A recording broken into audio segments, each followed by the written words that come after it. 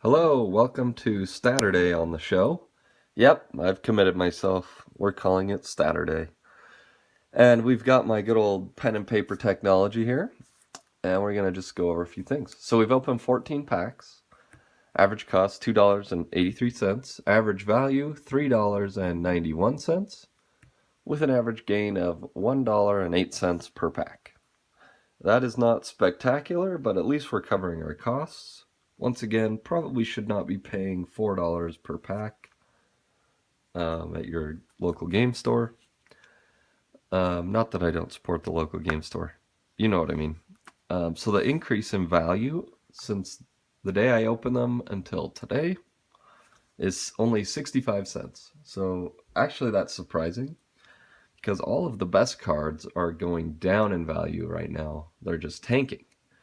And they probably will until the next set release, and then the good ones will kind of stabilize and go up in value, and the rest will probably stay low.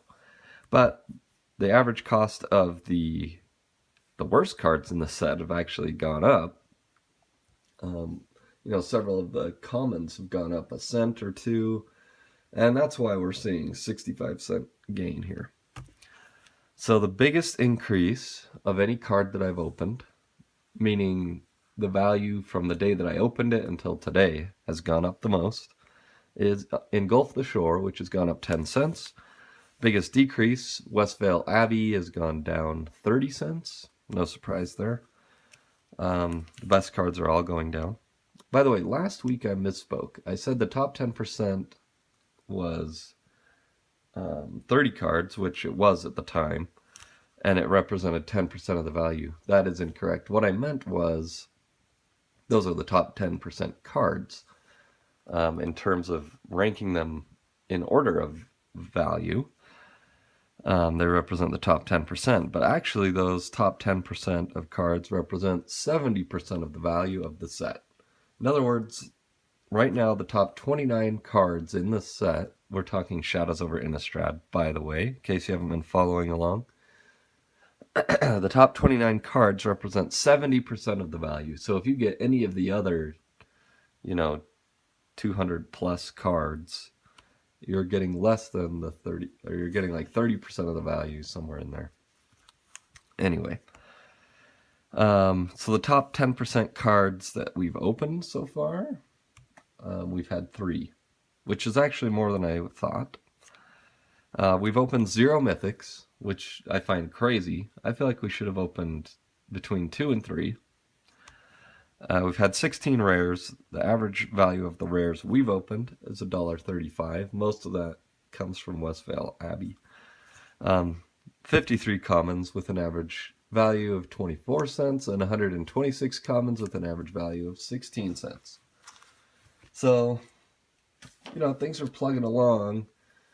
Hoping to get our mythic today, and we can maybe get something worth $25-ish and help leverage it into the next box. So that's Saturday.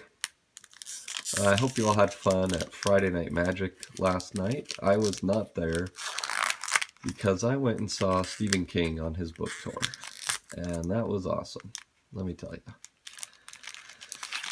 Okay, I feel like I open Militant Inquisitor on top every single day, but probably not every day, but there's one. Stormrider Spirit. Stern Constable. He is stern. Moldgraph Scavenger. Senseless Rage. Sanitarium Skeleton. Howlpack Wolf. Stoic Builder. Shambleback. Hey, here's an uncommon. Here we go. Not Forgotten. Nahiri's Machinations, which I do not have yet. Sinister Concoction. Here's a rare. Thalia's Lieutenant. Now this is one of the top 10% of cards, I believe. So there we go, opening our 4th one. And our Devil Face is Aberrant Researcher. I personally love this card. And then we've got our checklist and a clue. And boy, that was fun. So, since it's STATurday, we're going to talk a little bit about finance. I think that Aberrant Researcher could retain some value going forward as they release the new set, because it transforms with revealing an instant or sorcery. So it still will remain relevant. So some of the transforming cards may not be as relevant going forward because, I don't know, depends on if they're supporting transforming or not in the next set. Thalia's Lieutenant certainly will continue seeing play. It basically supports the human tribal decks, and it just overall it's easy to make work no matter what they do with the next set, unless they don't put any humans in, which I think they probably will. Some of these uncommons, don't see play anyway. I mean the commons. But the Militant Inquisitor actually is a very good card. It supports equipment. I think there will be, some equipment in the next set. Why not? But this isn't going to go up into insane value territory. So that's some thoughts financially on the set. This is turning into a long video, the longest so far. So I'm going to just cut it off right now, even mid-sentence. Until next time.